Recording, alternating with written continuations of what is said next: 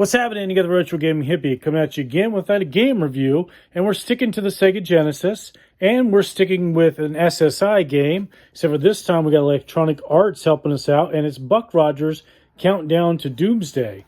Now, this was released on the Sega Genesis in 1990, which puts it at a year or two, I think, before Eternal Sun, and it's actually a much better game, in my opinion, for role-playing games, that's for sure. It was also released in right around that time, which I own a copy of for the Commodore 64. I've yet to really fire up and play it on this yet, and I believe it was also released on a couple of other PC computers as well, such as probably the Amiga or maybe an IBM or something at that time. So when you bought this back in 1989, you got this incredibly thick and large and very detailed clue book or information book, more than a clue book, but it does help you out in some of the missions and some of the things about this game. It's a great role-playing game, like I mentioned before. It has good depth to it. You can change the names of the characters, which is something I absolutely love about role-playing games, and I'll show you that with my party here when I show you some aspects of it. It has a couple of different versions of combat. It has space combat with your ship, which is kind of lackluster, but it's something different. And then it has, of course, we're in an area and we're fighting somebody, turn-based kind of RPG-style gameplay to it. There's different classes you can pick. There's skill levels you can put to the class skills once you accumulate levels. There's lots of different weapons. You can also specialize in certain weapons depending on what class you get. And there's quite a few different races to choose from. So it really provided a lot of depth and variety to the game. And of course, it's based on Buck Rogers, which for me was the 80s TV show. It was long before that a radio, and then I think an earlier TV show with Buster Crabbe in the 50s, 60s, 70s, which predates me. I'm an 80s Buck Rogers guy, like a lot of people who probably watch this channel saw on Saturday mornings or Saturday afternoons with Jill Gerard and Tweaky, and on the 2 seasons of glory it had there. Now, this is somewhat based on that. Kind of some spoilers about that here is Buck Rogers does appear in the game. You don't play as him, but he does appear along with Wilma Deering, who also appears. Unfortunately, they didn't get Tweaky in the game, or did they get Hawk, who I really like, or Dr. Hugh, or all the side characters. Just Buck and Wilma were in this game. Some of the things that were kind of tricky about this game now, you can pick different classes or technical abilities that your people will be, such as warriors, rocket jocks, medics, rogues, and I'll show those with the character creation when I show you some of the gameplay here. But the healing in it is a little bit different. It's been a while since I played through it all the way, but I fired it up and kind of picked up my old team and played around with it. My old team was at the end game of it when I last saved it. But you weren't able to heal, I don't think, at all within the battles themselves. But as soon as the battle was over, your medic would automatically heal whoever needed to be healed based on their ability. Well, this becomes tricky if you only carry one medic, and I recommend 2 if you're going to play through it, because if your medic gets hit unconscious or killed, you kind of have to fly back to a star base where you can then heal everybody for free if you go to Earth or some of the other areas, but you won't be able to be in the middle of a mission and heal your characters if your medic goes down at the end of a battle. So with that being said, it's kind of good to carry 2 medics. But other than that, it really has some really good gameplay, easy to follow buttons, and a good mix of like races and skills and things that you can get. So let's fire it up and I'll show you my team, which is kind of end game, but just to give you an idea of how some of the combat system works. And I'll show you how to create a character. And I'll try to fit in a space combat sequence, but I don't like to make these videos too long. So let's fire up the old TV. We'll rotate the camera and we'll take a look at Buck Rogers. Countdown to Doomsday. Still no composite, so it's going to be fuzzy with the old coax connection.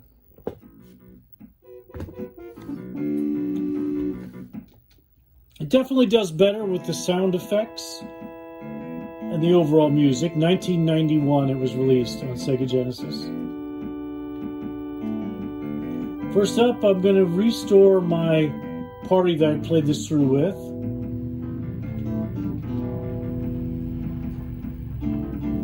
And of course I renamed them. We got Macho Man, You got Vince McMahon, Scary Sherry, Miss Elizabeth, and my ode to Buck Rogers, Hawk, and Tweaky.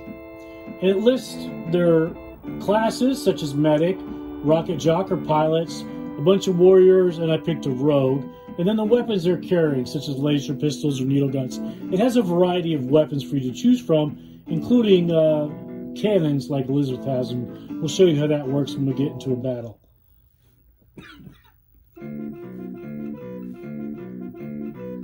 No map in this game that I recall really seeing, but most of the dungeons are pretty straightforward. There's only so many places you can go, and of course somebody's telling you where to go for the most part. But a map system would have been kind of nice.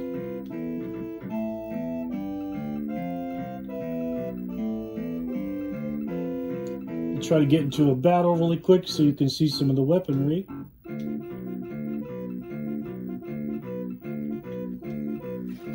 Music changes in battle.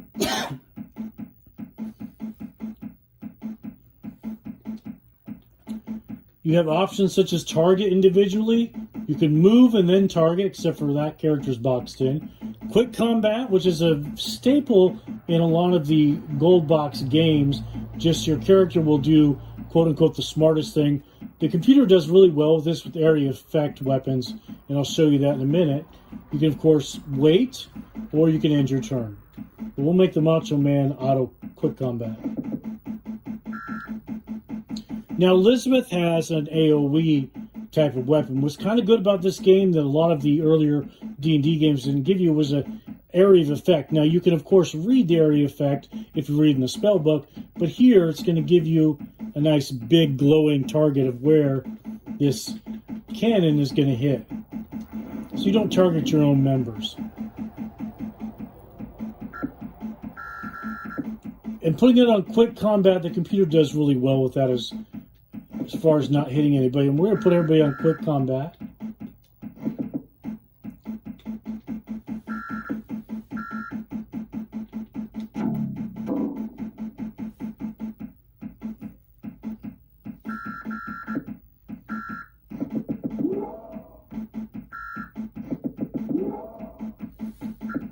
Decent sound effects, not bad. Remember, this is a Sega Genesis.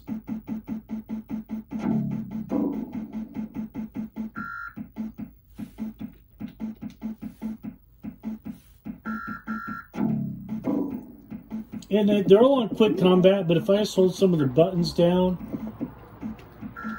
for one round, it'll revert back to manual control. So you don't get stuck in that in case you made a mistake. Anytime during combat, you can take a look at your characters. You look at their items. Maybe you want to switch weapons. You can do that. Or if you want to see the skills they have, that way you can know who's best at different skills and where you put points into it.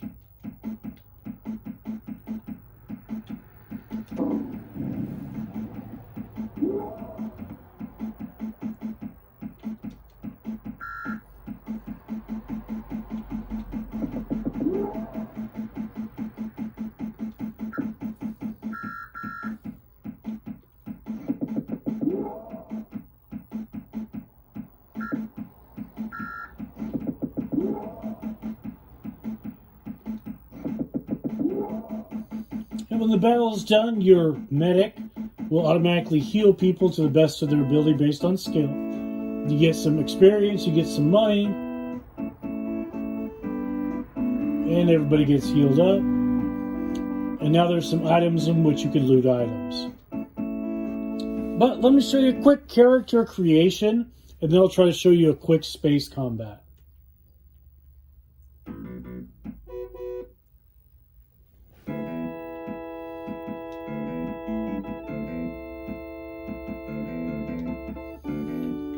So you have lots of different options. You got a human, you got a desert runner, you got a tinkerer, which, you know, not a bad number of different races. Then, of course, jobs, rocket jock, like a pilot, medic, a healer, warrior, and a rogue.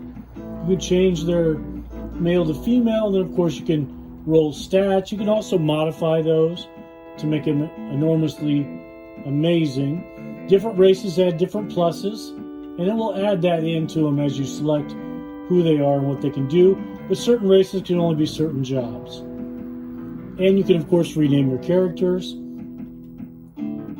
with a decent amount of options. But now we'll try to show you a quick space combat and wrap up this video. Or at least space exploration.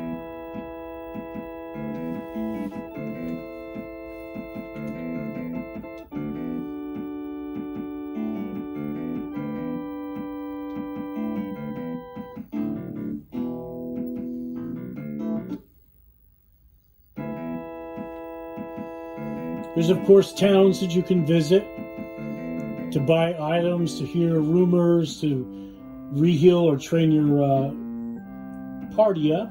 This is what space travel looks like. You got a basic ship. You're just kind of going around a pretty small galaxy. There's a map in the booklet, but it's relatively small.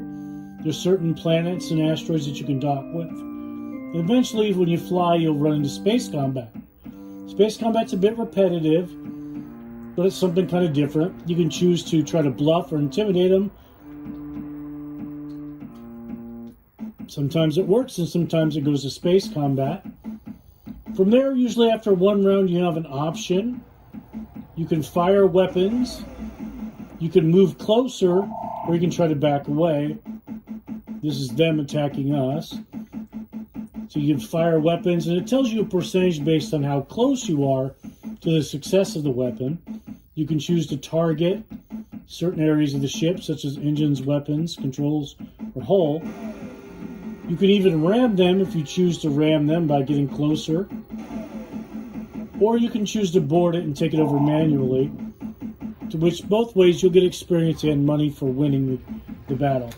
This gets a bit repetitive, not too exciting, but something different. Here's the option to repair. But I won't walk you through all that. We're going to wrap up this video.